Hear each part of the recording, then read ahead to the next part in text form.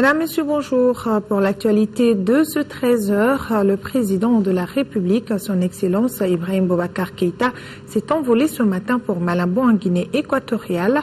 Ibrahim Boubacar Keïta prendra part aux festivités commémoratives du 45e anniversaire de l'accession de ce pays à son indépendance.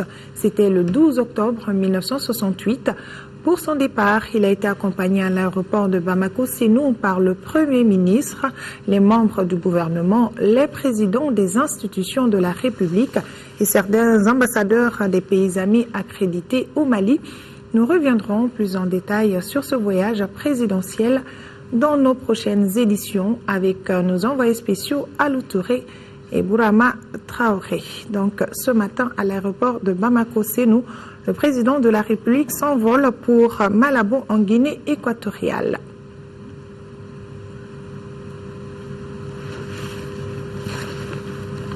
Audience à la primature. Le Premier ministre a reçu hier après-midi le vice-président de la Banque ouest-africaine de développement et le directeur régional de plan pour l'Afrique de l'Ouest et du Centre. Bassari Touré et Adama Koulibaly étaient venus échanger avec Oumar Tatamli sur le 40e anniversaire de la BOAD et de la journée de la jeune fille africaine à célébrer aujourd'hui. Les propos sont recueillis par Tessira Dambeli. Le rapport cette année parle de la situation des filles en situation de catastrophe. Et le rapport souligne que les filles en situation de catastrophe font face à une double peine. Une première peine parce qu'elles sont filles, les adolescentes, et une deuxième à cause de leur âge. Parce qu'elles n'ont pas encore acquis les connaissances qu'il faut pour faire face aux défis de la vie. Et la troisième raison, c'était pour inviter officiellement l'excellence monsieur le Premier ministre et son gouvernement à participer avec nous au lancement de la journée internationale de la jeune fille que nous célébrons avec la communauté internationale demain.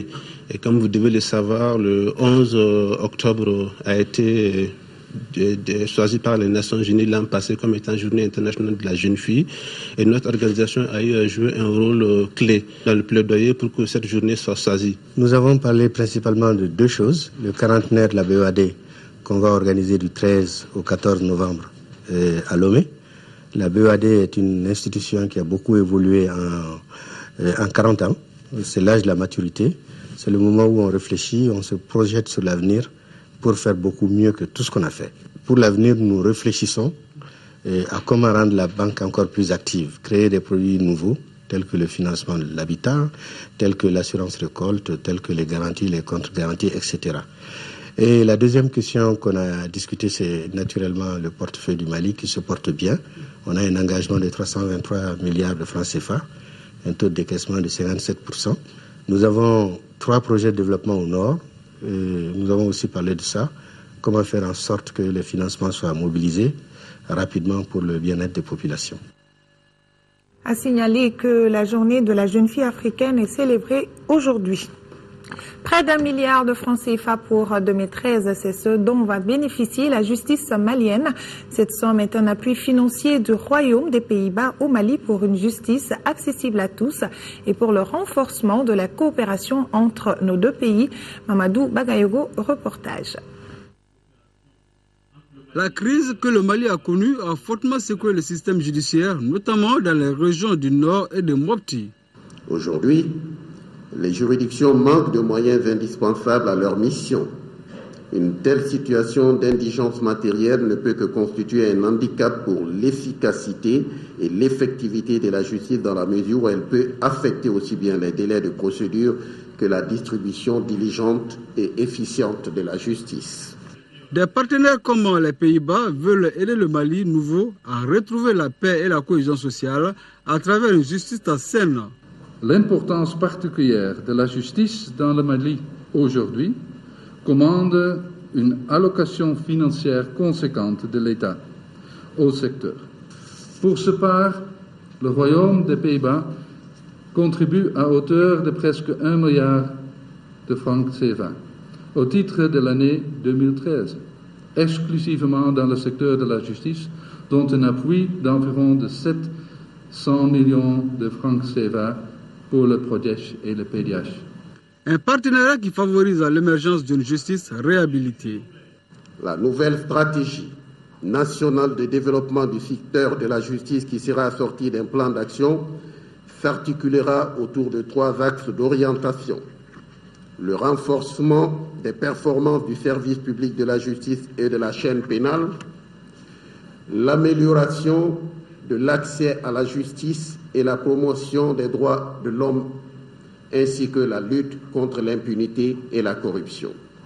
En 2014, l'appui financier des Pays-Bas va s'étendre au secteur de la sécurité avec une enveloppe de 4 milliards de francs CFA. Cette coopération prend également en compte le désengorgement des centres de détention, la lutte contre la corruption, entre autres défis à relever par les autorités maliennes. Visite du ministre de la Sécurité aux éléments de la garde nationale, une occasion pour le général Sada Samaké d'expliquer aux gardes les nouvelles mesures qui doivent désormais guider les actions au sein des forces armées et de sécurité. Le ministre Samaké est revenu sur l'observation stricte et de la discipline, la lutte contre l'injustice et la formation des troupes. Pour le chef du département de la sécurité, un soldat indiscipliné ou un chef injuste n'a plus sa place dans l'armée. Bourama Traoré. Après la police et la gendarmerie, la garde nationale accueille le ministre de la Sécurité. Au-delà d'une simple visite des prises de contact, le général Sada Samaké est venu échanger avec ses frères d'armes sur la nécessité de préserver certaines valeurs clés au sein de l'armée malienne, au nombre desquelles la discipline. Pour le ministre Samaké, les soldats indisciplinés doivent désormais changer leur comportement. Sans discipline, vous ne pouvez rien faire. Moi, je suis à cheval sur la discipline. Un soldat qui ne respecte pas son chef hiérarchique ne mérite pas sa place parmi nous. Ça, je vous le dis très clairement. Un soldat indiscipliné, on ne peut rien obtenir de lui. Pas de discipline au sein de l'armée sans la lutte contre l'injustice, le népotisme et le favoritisme. Un autre combat du ministre Samaké. Sur ce point précis, la hiérarchie militaire est pointée du doigt. Un chef qui n'est pas juste, un chef qui prend la part des subordonnés, un chef qui bouffe les droits des hommes n'est pas un chef. Il faut que l'on soit juste. Et surtout les droits des hommes. Un chef qui n'a pas le souci du droit des hommes, un chef qui aujourd'hui se préoccupe de sa propre personne n'est pas un chef. Et moi, je ne travaillerai pas avec ces chefs-là.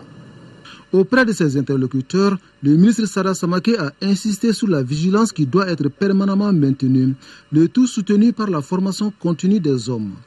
Il faut qu'on ait une formation en permanence.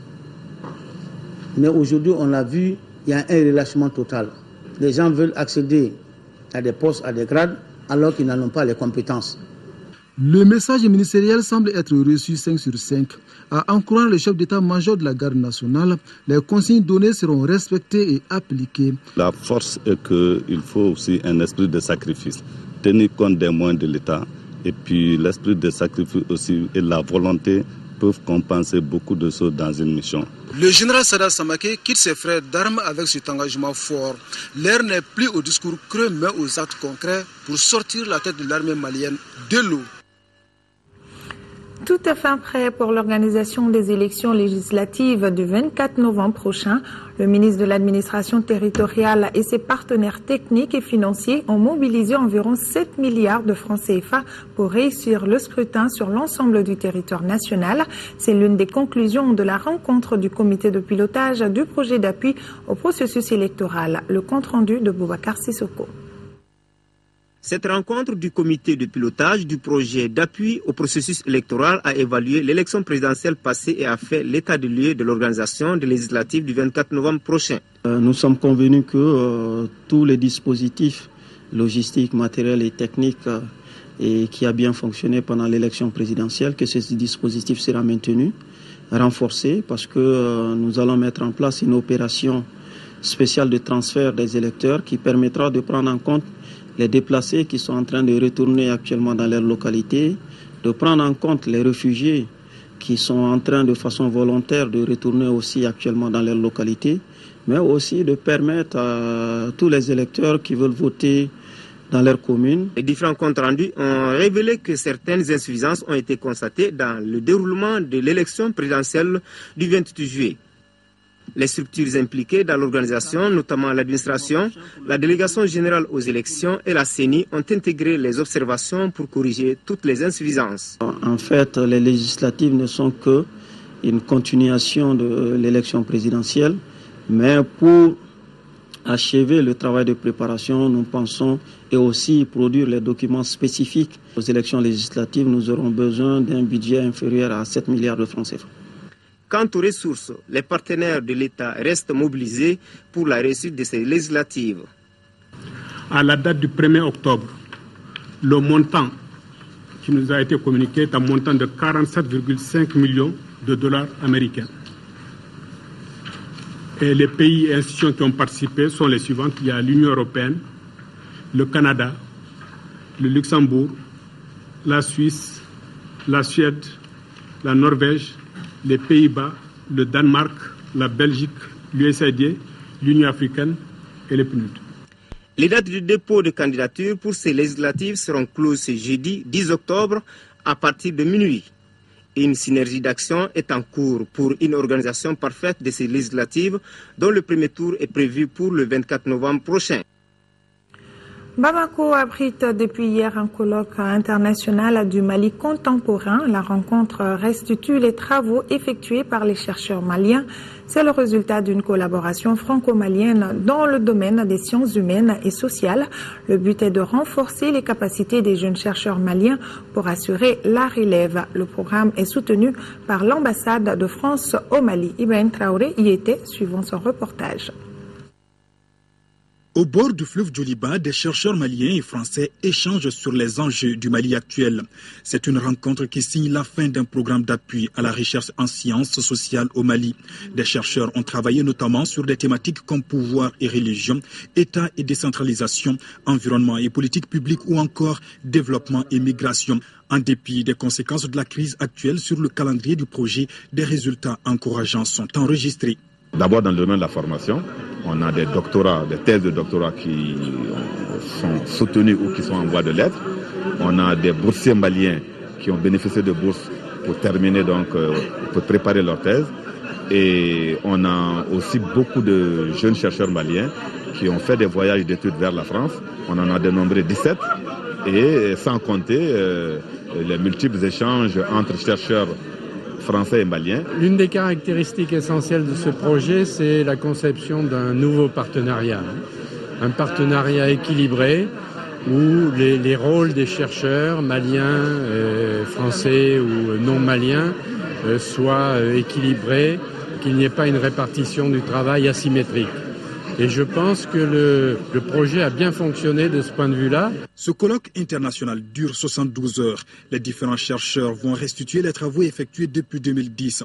Pour le ministre en charge de la recherche scientifique, ce programme appuiera sans doute l'émergence d'une relève. Voir réunis dans une salle des chercheurs, des savants venus de différents horizons de France et des pays de la sous-région, avec les chercheurs et les savants maliens, je pense que l'importance est absolument capitale. Surtout après ce qui s'est passé dans notre pays, dire que les armes se taisent de plus en plus et qu'on entend la voix de la science qui monte, je pense que ça met notre pays sur une rampe de lancement. L'ambassade de France au Mali a réitéré son soutien à ce colloque international dénommé Mali contemporain, le premier d'un rendez-vous que les autorités souhaitent désormais annuel. Le but est d'assurer une plus grande visibilité à la recherche malienne en participant aux grands échanges internationaux. Nous nous rendons aux États-Unis où se déroulent jusqu'à lundi prochain les assemblées annuelles du FMI et de la Banque mondiale. La rencontre se tient à Washington en présence du ministre de l'économie et des finances du Mali. La délégation malienne a pris part à une réunion de concertation internationale sur le développement du Sahel. Depuis Washington, Salif Sanogo nous propose un décryptage de cet ambitieux programme qui va également concerner le Mali. Nom de code PACR pour le programme de cohérence et d'action régionale. Objectif, accompagner les efforts nationaux, régionaux, continentaux et internationaux de sécurité et de développement. En somme, c'est une ambitieuse initiative en faveur du Sahel que la CEDEAO entend lancer. Une approche globale et coordonnée avec une vision à long terme étalée sur une période de 30 ans. Un programme qui réunit 7 organisations continentales et d'intégration régionale africaine, 9 pays dont le Mali, 5 banques de développement, 3 institutions internationales ainsi que des bailleurs de fonds bilatéraux particulièrement actifs dans les pays sahéliens. La présidence du PACR sera assurée par la commission de la CEDEAO, celle de l'UEMOA assumant la vice-présidence. Pour certains participants, si l'initiative est bonne en soi, il ne faudrait surtout pas oublier de mettre l'accent sur la corrélation entre le binôme développement et sécurité tout en boostant les capacités individuelles de chaque pays sahélien. Face à la multiplicité des initiatives en faveur du Sahel, les spécialistes ici estiment que seule la légitimité régionale pourra être un gage de durabilité. Et en la matière, la CEDEAO est perçue comme étant un bon porte-étendard. Voilà, c'est tout pour ce journal. Merci de l'avoir suivi. L'information continue sur l'ORTM à 18h et à 20h avec Amara Malek Diallo. Bon après-midi à tous et à demain 13h.